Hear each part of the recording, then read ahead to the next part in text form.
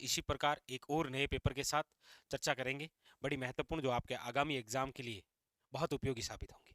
चलिए, तो शुरू करते हैं आज का ये हमारा सेशन। देखिए, सबसे पहला क्वेश्चन आपके स्क्रीन पर ये रहा। क्या पूछा जा रहा है? पूछा जा रहा है आपको कि ओदक दुर्ग से आपका अभिप्राय क्या है? ओदक दुर्ग से आप क्या समझते हैं? क्या ये एक प्रकार का गिरी दुर्ग है? क्या ये धानवन दुर्ग है? क्या ये सैन्य दुर्ग है? या फिर ये जल दुर्ग है? तो ओदक दुर्ग का मतलब ये होता है ऐसा दुर्ग जो चारों ओर जल से घिरा हो, मतलब जल दुर्ग ही क्या है? ओदक दुर्ग। जैसे आपको पूछा जाता है पारिद दुर्ग से आप क्या समझते हैं? ऐसा दुर्ग जिसके चारों ओर परकोटा हो। या फिर आपको पूछा जाता है पारिख दुर्ग, ऐसा दुर्ग जिसके चारों ओर क्या हो? खाई हो, चारों ओर खाई हो, जैसे लोहागढ़ है आपके प्रसिद्ध। आपको पूछा जाता है कि धानवन दुर्ग से तात्पर्य क्या है? ऐसा दुर्ग जो मरुस्थल या रेगिस्तान में निर्मित हो, वो क्या कहलाता है? धानवन दुर्ग। जैसे जैसलमेर का सोनार किला है, बीकानेर का जूनागढ़ किला है। ठीक है। और ऐसा भी पूछे कि राजस्थान का प्रसिद्ध जल दुर्ग कौन सा है, तो याद रखिएगा गागरोन का किला, ये प्रसिद्ध जल दुर्ग है। और गागरोन का किला कहाँ पर है? झालावाड़ में, जो याद रखिएगा गंगधार उच्च भूमि पर बना है, मतलब बिना नींव का है ये। ठीक है। तो यहाँ पर ऑप्शन नंबर हो जाएगा आपके D is A correct answer. ठीक है। आइए, क्वेश्चन नंबर है आपके सामने दूसरा। क्वेश्चन नंबर है आपके सामने 2। क्या कह रहा है? पूछा जा रहा है निम्नलिखित युग्मों में से कौन सा सही सुमेलित नहीं है? एक तरफ वन्य जीव अभयारण्य है और एक तरफ उनकी लोकेशन है। तो देखिए, वन विहार कहाँ पर है? धौलपुर में। धौलपुर के अंदर 3 अभयारण्य है, याद रखिएगा। वन विहार, आपके केसर बाग, और याद रखिएगा राम सागर। ये तीनों तीनों कहाँ पर है? धौलपुर में। फुलवार की नाल, बिल्कुल ठीक है, उदयपुर में। केला देवी भरतपुर में नहीं, यहाँ याद रखना है भरतपुर में है केवला देव, और केवला देव भगवान शिव का नाम है। और ये जो केला देवी वन्य जीव अभयारण्य है, ये आपके भरतपुर में ना होकर करौली में है। करौली में देवी है, भरतपुर में शिव जी है। यहाँ पर जो इनकरेक्ट है वह है ऑप्शन नंबर सी। बाकी शेरगढ़ कहाँ पर है? 12 के अंदर है, ये परवन नदी वाला। ठीक है। चलिए, अगला देखिए, क्वेश्चन नंबर है आपके सामने तीसरा। क्या कह रहा है? फरवरी 2022 में राजस्थान राज्य महिला आयोग का अध्यक्ष किसे नियुक्त किया गया? फरवरी 2022 के अंदर सुमन शर्मा, अंजना मेघवाल, सुमित्रा जैन या रेहाना रियाज चिश्ती? तो आप कहेंगे sir Rehana Riyaz Chishti. Option number d is correct answer. Current से संबंधित क्वेश्चन है, आपके एग्जाम के लिए इंपॉर्टेंट बन सकता है। ठीक। अगला देखिए, क्वेश्चन नंबर है आपके सामने नेक्स्ट, ये रहा 5 नंबर। क्या कह रहा है? देखिए, क्वेश्चन नंबर है आपके सामने 5। हाँ, देखिए, निम्न में से कौन सा राजस्थान के बांगड़ प्रदेश का भाग नहीं है? बांगड़ प्रदेश का भाग नहीं है। शेखावटी, गग्गर, बनास या गोडवाड़? आप कहेंगे सर ये जो बनास बेसिन है ये बांगड़ प्रदेश का भाग नहीं है। बनास बेसिन जो है ये आपके पूर्वी मैदानी प्रदेश का भाग है। किसका है?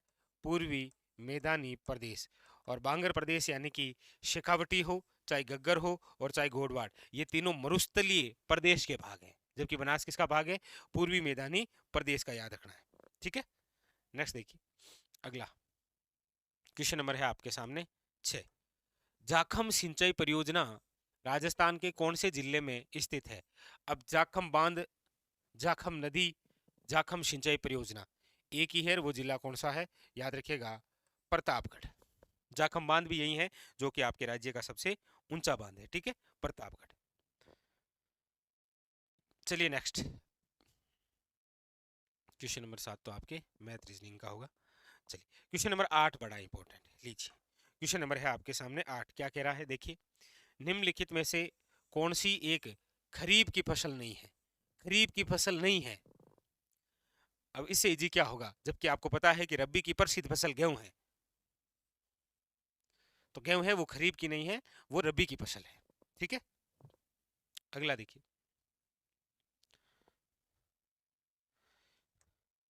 क्वेश्चन नंबर है आपके सामने 9। ये थोड़ा थ्योरेटिकल क्वेश्चन है। क्या पूछ रहा है देखिए, मौसम विज्ञान के अनुसार सामान्य वर्षा से 51% व अधिक वर्षा में कमी होने पर खाली जगह सूखा कहलाता है। सामान्य सूखा, भयंकर सूखा, मध्यम सूखा या नहीं। क्या कह रहा है वापस देखिए, मौसम विभाग के अनुसार सामान्य जो वर्षा है से 51% वे अधिक वर्षा में कमी होने पर, वर्षा हो रही उसमें यदि कमी होगी तो फिर जो सूखा होगा वो कैसा होगा, भयंकर सूखा ही होगा, क्योंकि बारिश तो वैसे भी कम ही हो रही है और उससे भी कम हो जाएगी तो फिर सूखा ही होगा। क्वेश्चन नंबर था ये आपके सामने 9। अगला देखिए क्वेश्चन नंबर 10 क्या कह रहा है। क्वेश्चन नंबर 10 लीजिए, क्वेश्चन नंबर 10 है आपके सामने और पूछा जा रहा है आपको, कांसे की मूर्ति में ज्यादातर क्या होता है। अब सिंपल सी बात है, ये डायरेक्ट नहीं पूछ रहा है कि कांसा में क्या होता है, जबकि कांसा बनता ही तांबा और टिन से है।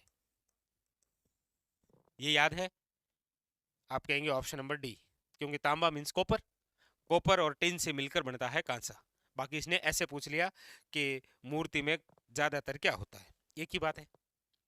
अगला देखिए, 11 नंबर आपके मैथ का हो गया। हाँ, क्वेश्चन नंबर 12। क्वेश्चन नंबर 12 क्या कह रहा है देखिए, पूछा जा रहा है, प्रसिद्ध कुंभ श्याम मंदिर कहाँ स्थित है, चित्तौड़गढ़, आमेर, मंडोर या कुंभलगढ़। तो प्रसिद्ध जो है वह है चित्तौड़गढ़ के अंदर, ये कुंभा द्वारा निर्मित है। ठीक है, किसके द्वारा निर्मित है, कुंभा द्वारा। नाचना खाली जगह की एक नस्ल है। नाचना जो है वो किस प्रकार की नस्ल है, याद रखिएगा, नाचना ऊंट की नस्ल है जो कि आपके जैसलमेर में पाई जाती है, क्योंकि जैसलमेर में एक गांव है नाचना गांव, है ना, वही। अगला देखिए, अगला क्वेश्चन है आपके सामने, क्वेश्चन नंबर है 35। क्वेश्चन नंबर है 35। जालोर के चौहान वंश, और जालोर के चौहान वंश क्या कहलाए हैं, सोनगरा चौहान। तो जालोर के जो सोनगरा चौहान है उनकी जो कुलदेवी है, याद रखिएगा, आशापुरा माता। पूछा जाता है जालोर के सोनगरा चौहानों की कुलदेवी आशापुरा माता। यहाँ पर जो वंश के संस्थापक थे उनका नाम है कीर्तिपाल। कीर्तिपाल, जिन्हें कीतु एक महान राजा की उपाधि है मुणोत नैन्सी द्वारा, और इनको एक और उपाधि है राजेश्वर की, और ये उपाधि है सुंदा पर्वत अभिलेख में। ये जो कीर्तिपाल है ये नाडोल के निवासी थे, नाडोल से आए थे जालोर, जहां पर परमारों को पराजित किया था और जालोर के अंदर चौहान वंश की नींव रखी थी। तो वह कीर्तिपाल वही है, और अंतिम जो शासक है वो कानरदेव सोनगरा, जालोर के सबसे शक्तिशाली शासक। अगला देखिए, क्वेश्चन नंबर है आपके सामने 36। क्या कह रहा है देखिए, पूछा जा रहा है, गंगानगर अगेती खाली जगह की फसलें हैं। अब अगेती किसकी फसल है, तो याद रखिएगा कपास की।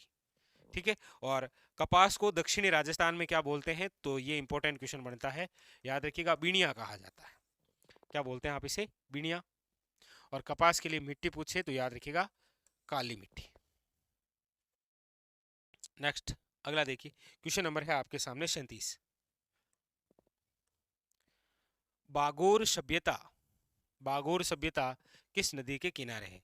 देखिए, ये जो बागोर सभ्यता है ये जिस जिले में है वो जिला तो है भीलवाड़ा, और जिस नदी के किनारे है वो नदी है कोठारी, याद रखिएगा। ठीक है, कौन सी, कोठारी नदी। Option number b is the correct answer. ठीक है, अगला देखिए, क्वेश्चन नंबर है आपके सामने 38। वेरी वेरी इंपॉर्टेंट फैक्ट है ये 38 नंबर। बूंदी के राजमहल में प्रसिद्ध चित्रशाला का निर्माण किसके शासनकाल में हुआ था, तो राव उमेद सिंह के शासनकाल में। ठीक है, याद रखिएगा। जबकि रंगमहल का जो निर्माण है वो 17 साल के समय हुआ था। ये दो अलग अलग क्वेश्चन है, याद रखिएगा। तो आपके सामने ये था क्वेश्चन नंबर 38। ठीक है, आगे देखिए,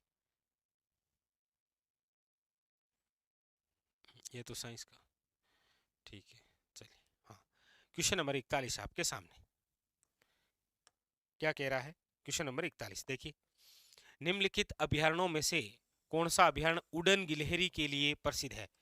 उड़न गिलहरी बोल सकते हैं आप, ऐसा भी पूछा जा सकता है, चौसिंगा के लिए प्रसिद्ध कौन सा है, पूछा था आपको। ऐसे भी जा सकता है, चित्तल की मातृभूमि के लिए कौन सा अभ्यारण्य प्रसिद्ध है, पूछा तो आपको ये भी जा सकता है कि राजस्थान का वह अभ्यारण्य जो सागवान वृक्ष के लिए इंपॉर्टेंट है। तो ये सब का सब अभ्यारण्य सीता माता अभ्यारण्य है, याद रखिएगा, प्रतापगढ़ वाला। Option number c. Question number है आपके सामने 42। क्या कह रहा है? पूछा जा रहा है निम्नलिखित में से कौन सा शून्य बजट प्राकृतिक खेती के 4 स्तंभ में शामिल नहीं है? जीवामृत है, अच्छा दाना भी है, बीजामृत भी, शुरुआत है, ये कुछ नहीं है। जो शून्य बजट प्राकृतिक खेती के 4 स्तंभों में नहीं है वो है आपके शुरुआत वाला नहीं है। ठीक है, अगला देखिए। क्वेश्चन नंबर है आपके सामने 43। ये तो साइंस से रिलेटेड, हाँ ये रहा क्वेश्चन नंबर 44। क्या कह रहा है देखिए। पूछा जा रहा है आपको मत्स्य संघ का राज प्रमुख किसे नियुक्त किया गया था? मत्स्य संघ राजस्थान एकीकरण का प्रथम चरण 18 मार्च 1948। और पूछ रहा है राज प्रमुख। राज प्रमुख वो बने थे, वो थे धौलपुर के महाराजा जिनका नाम है उदयभान सिंह। कौन बने थे? उदयभान सिंह, वसुंधरा राजे सिंधिया के ससुर। अगला देखिए, चलिए तो फिर हाँ ये एक अच्छा क्वेश्चन है। क्वेश्चन नंबर है आपके सामने 46। देखिए क्या कह रहा है। Question number 46। मानमोरी शिलालेख, ये वही शिलालेख है जिसे कर्नल जेम्स टोड ने इंग्लैंड जाते समय समुद्र में फिंकवा दिया था। किस क्षेत्र से संबंधित है? ये मेवाड़ चित्तौड़ से संबंधित है। मेवाड़ चित्तौड़, मानमोरी शिलालेख, अक्सर पढ़ते भी हैं आप। चलिए कंप्लीट। अगला देखते हैं। क्वेश्चन नंबर है आपके सामने